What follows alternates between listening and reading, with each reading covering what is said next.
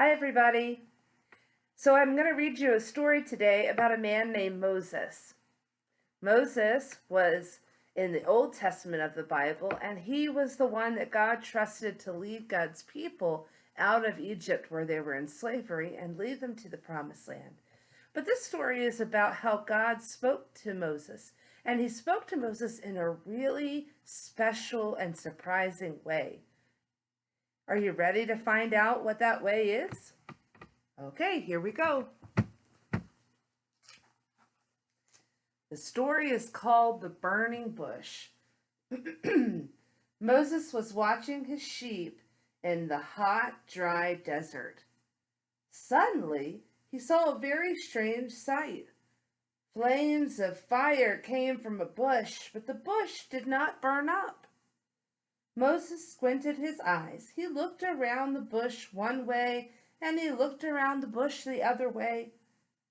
"Moses, Moses," said a loud voice. Moses was scared. Here I am," he said. "Take off your shoes," the voice thundered. "The place where you are standing is holy ground." Moses kicked off his sandals, keeping his eyes on the flaming bush. "I am the God of your fathers," the voice said. Moses hid his face. He was afraid to look at God.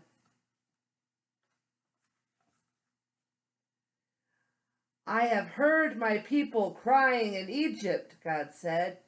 "My people are hurting, and I have come to save them." Wow, thought Moses.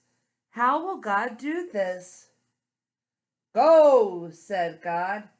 "I am sending you to Pharaoh to ask him to let my people go." "Me?" said Moses. "Who am I to go to Pharaoh? Who am I to lead your people?" He threw himself down onto the ground before God, but he kept one eye on the burning bush. See in the picture his one eye?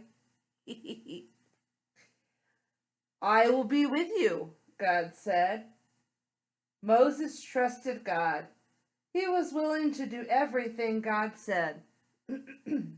God gave Moses the words and power he needed to talk to Pharaoh and lead the people out of Egypt.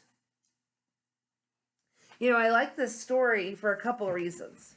One, I like that Moses takes his shoes off because right now, when we're at home a lot, I don't know about you, but I haven't been wearing my shoes very often. I like that it's called holy ground because wherever God gathers with us, that's holy ground. And I like that it's really surprising that God comes in a really special way. You see, God comes to us in really special and unique ways. And so we can find God in different places. And then the most important thing about this story that I like is that Moses thinks he isn't able to carry God's message. And God says, "You can do it, Moses. I will go with you."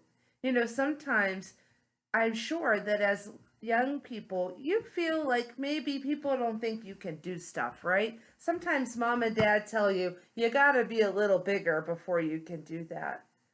But when it comes to sharing God's love, you can do it already. Even if you are the smallest of small people, you can share God's love. You can help God spread God's message. You are good enough just the way you are, and you are special just the way you are. So I thought for a craft today, we might make a burning bush. I'm going to use paper and crayons, and I'm going to look through my supplies and see what else I might have that might be fun to make a burning bush. Why don't you go look at your supplies and see what you have? Let's go make a burning bush, and then we'll come back and share it with each other. I can't wait to see what you come up with. See you in a minute.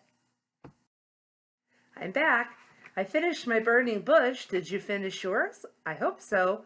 I hope you had fun doing it. I know I sure did. I chose to use my glitter pens because um, they were shiny, and so it could make the flames nice and pretty and shiny. And I made a bush with green on it because the story said that the bush was on fire but that it didn't burn up. So I wanted it to be seen that the bush did not burn up. So here's my bush, and here's my red and orange flames. Pretty neat, huh? How did you do yours? Let me see your picture. Wow, you are super creative. I'm proud of you. This has been a lot of fun to do stuff together, hasn't it? Well, I want you to remember the important parts of the story. That God shows up in special ways where we don't expect him to, like burning bushes. That God uses people, even if they think they're not good enough to share God's love. God thinks you're good enough all the time, even when you're little. And that God is always there with you. God said to Moses when he was afraid, I will go with you.